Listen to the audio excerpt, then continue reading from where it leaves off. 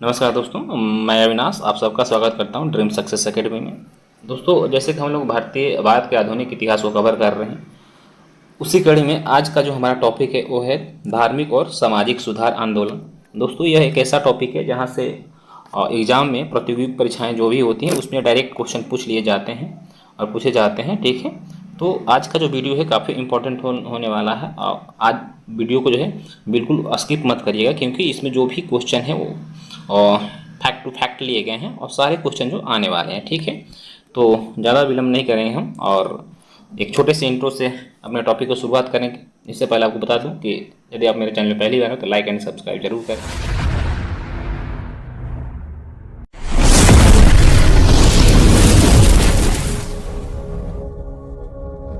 ब्रह्म समाज की स्थापना कब किया गया? तो याद रखिए, ब्रह्म समाज की स्थापना जो 20 अगस्त सन 1828 ईस्वी को किया गया। किसने किया? तो राजा राम मोहन राय ने किया था। ठीक है, चलिए अगला क्वेश्चन है कि राजा राम मोहन राय ने सन 1815 ईस्वी में क्या आत्मीय सभा की गठन किया?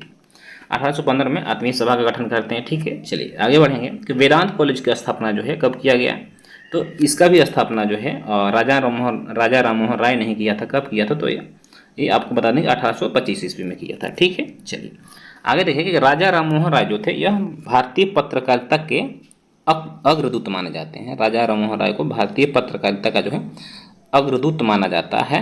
ठीक, आगे देखिएगा कि राजा राम मोहन राय ने डेविड हेयर के सहयोग से सन 1817 ईस्वी में कलकत्ता में हिंदू कॉलेज की स्थापना की। तो प्रथम हिंदू कॉलेज की स्थापना जो कि कलकत्ता में किया गया। कब? सन 1817 ईस्वी में। मुगल सम्राट कौन था? अकबर द्वितीय। इसने राजा राम मोहन राय को राजा की उपाधि दी। इनका एक्चुअली नाम था जो था वो राम मोहन राय था, किंतु अकबर द्वितीय जो था इसने इन्हें राजा की उपाधि दी, क्योंकि जब अंग्रेजों ने अकबर द्वितीय के पेंशन को कम कर दिया था तो अंग्रेजों से पेंशन को बढ़ाने की मांग करने के लिए अकबर द्वितीय ने राजा राम मोहन राय को कहाँ भेजा था? लंदन भेजा था। ठीक है, चलिए तो यहाँ से देखिए, अब आपको बता दें कि क्वेश्चन किस तरह से बनेंगे।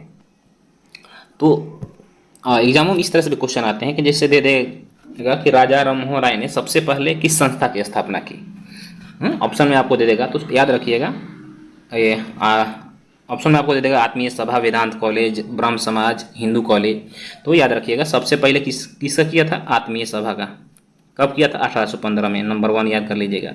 नंबर 2 पे हिंदू कॉलेज का क्या? नंबर 2 पे हिंदू कॉलेज का याद कर लीजिएगा, क्योंकि हिंदू कॉलेज का स्थापना सन 1817 ईस्वी में होता है। ठीक है, चलिए इसके बाद आप याद कर लीजिएगा वेदांत कॉलेज का, जो कि 1825 में होता है तीसरे नंबर पे। चौथे पे ब्रह्म समाज 1828 ईस्वी में इसका स्थापना किया था। इस तरह से क्वेश्चन आएगा, ऑप्शन दे देगा आपको राजा ने सबसे पहले किसकी स्थापना की। तो इस तरह से आप याद कर लीजिएगा। ठीक है, चलिए आगे देखेंगे हम कि देवेंद्रनाथ टैगोर ने तत्वबोधिनी सभा की स्थापना की। इसकी तत्वबोधिनी सभा की स्थापना की।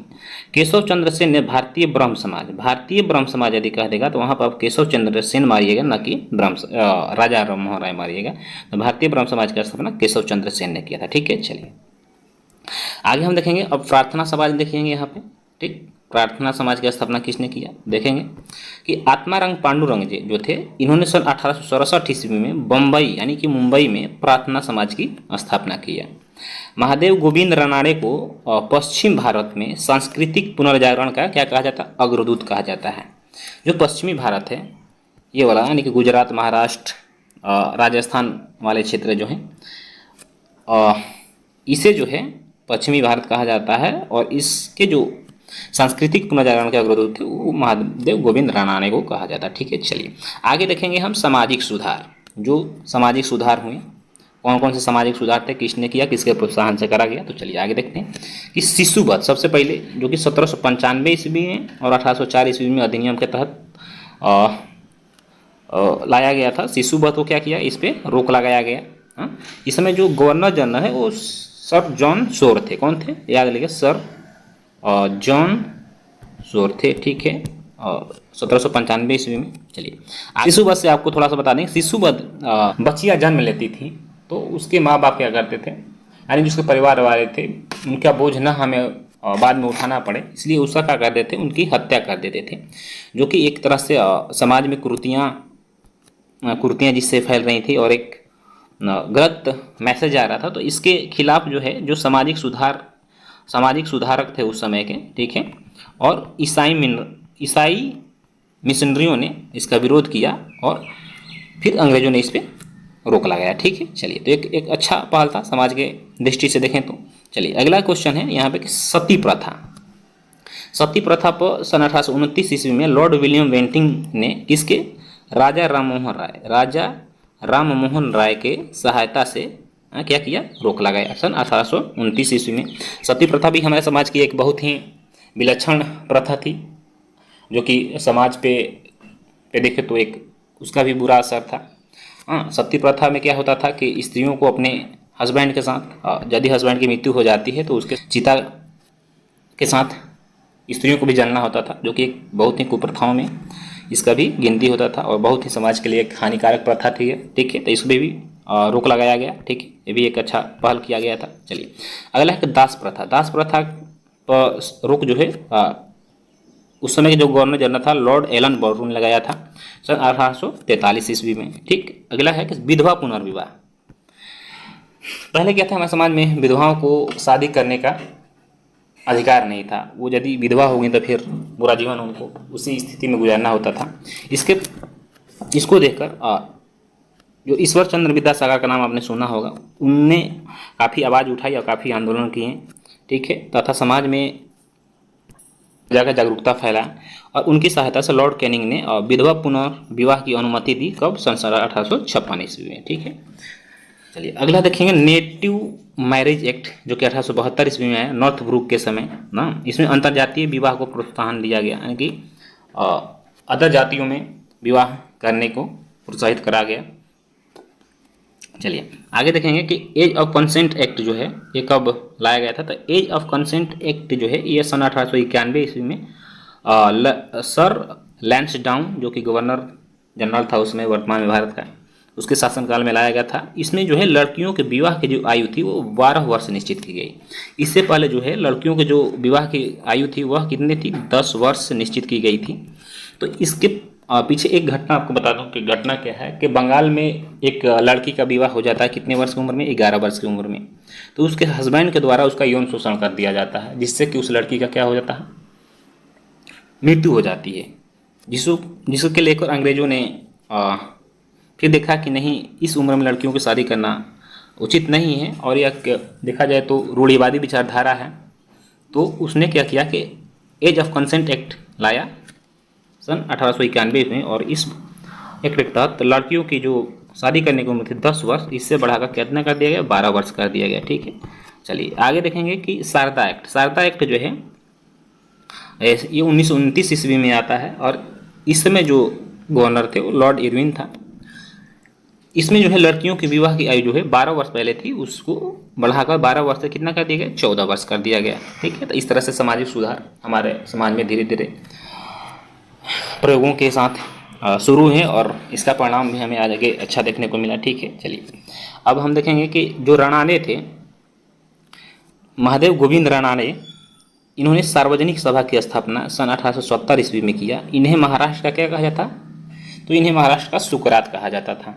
31 दिसंबर सन 1893 ईस्वी को डीके कर्वे ने विधवा पुनर्विवाह एसोसिएशन बनाया। विधवा पुनर्विवाह एसोसिएशन की स्थापना डीके कर्वे ने किया 1893 ईस्वी में। चलिए, अब देखिए एक आर्य समाज को देखेंगे हम कि दयानंद सरस्वती जो थे, दयानंद सरस्वती आपने नाम सुना होगा, ने बम्बई में 1875 ईस्वी में आर्य समाज की स्थापना की। इसकी आर्य समाज की स्थापना की, ठीक है। और आर्य समाज का जो मुख्य उद्देश्य था ये था कि बाल प्रथा, बाल विवाह को रोकना, सती प्रथा का विरोध करना, जो पश्चिमी सभ्यता है और पश्चिमी शिक्षा का विकास कराना, साथ ही साथ जो भी समाज में कुप्रथाएं सबका विरोध करना और जाति प्रथा का मुख्य रूप से विरोध करना था, ठीक है। चलिए, आगे देखेंगे दयानंद सरस्वती ने वेदों की ओर लौटो का नारा दिया। स्वामी दयानंद सरस्वती की जो प्रमुख पुस्तकें हैं इसको याद करिएगा और ये क्वेश्चन यहाँ से डायरेक्ट आते हैं। तो जो सबसे इम्पोर्टेंट पुस्तक है उनकी वो है सत्यार्थ प्रकाश, तो जो कि सत्यार्थ प्रकाश को सन 1875 ईस्वी में इन्होंने लिखा था और ये बहुतों बार आपको बता दूं कि एग्जाम में पूछा गया प्रश्न कि सत्यार्थ प्रकाश की रचना कब हुई और सत्यार्थ प्रकाश की रचना किसने किया। तो याद रखिएगा स्वामी दयानंद सरस्वती ने सत्यार्थ प्रकाश की रचना किया। पंच महायज्ञ विधि 1874 ईस्वी में। पाखंड खंडन याद कर लीजिएगा, ये भी इंपॉर्टेंट है, इसे ये भी एग्जामों में आते हैं क्वेश्चन, क्योंकि मैंने एग्जाम दिए हैं तो मेरे को पता है कि किस तरह क्वेश्चन आते हैं और कौन कौन से क्वेश्चन एग्जामों के लिए इंपॉर्टेंट है। तो चलिए पाखंड खंडन को याद कर लिएगा, जो कि 1866 ईस्वी में इन्होंने पुस्तक को लिखा था, और अद्वैत मत खंडन जो कि 1877 में लिखा था। तो आप इसमें से 1 और 2 नंबर को याद कर लीजिएगा, ये चांसेस है एग्जाम में ज़्यादा पूछने के। ठीक है, चलिए आप देखेंगे हम यंग बंगाल आंदोलन। ठीक है, तो यंग बंगाल आंदोलन जो है 1826 ईस्वी में, इस आंदोलन की शुरुआत जो है किसने किया, हेनरी विवियन डेरेजियो द्वारा किया गया। ठीक, सुरेंद्रनाथ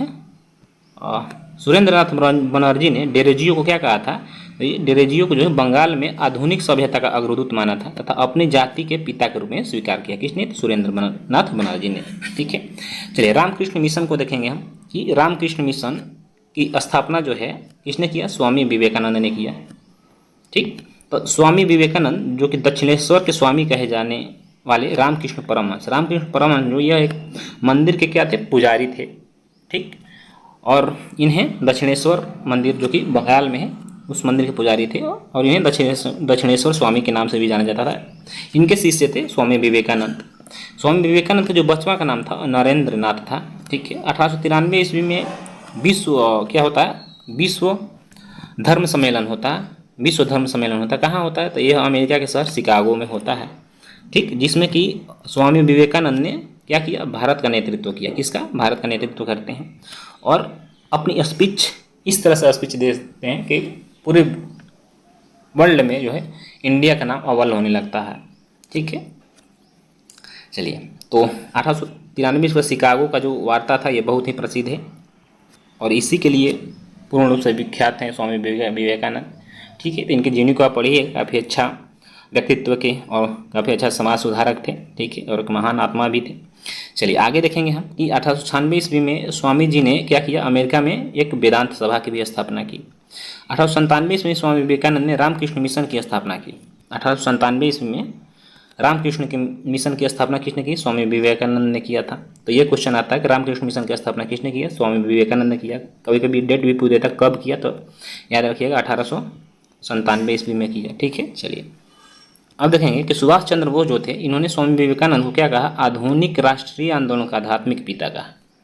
आधुनिक राष्ट्रीय आंदोलन का आध्यात्मिक पिता सुभाष चंद्र बोस ने किससे कहा, तो स्वामी विवेकानंद को कहा थी। ठीक है, चलिए अब थियोसोफिकल सोसाइटी को हम देखेंगे कि मैडम ब्लाउटस्की तथा कर्नल अलकाट ने न्यूयॉर्क शहर में सन 1875 ईस्वी में थियोसोफिकल सोसाइटी की स्थापना किया।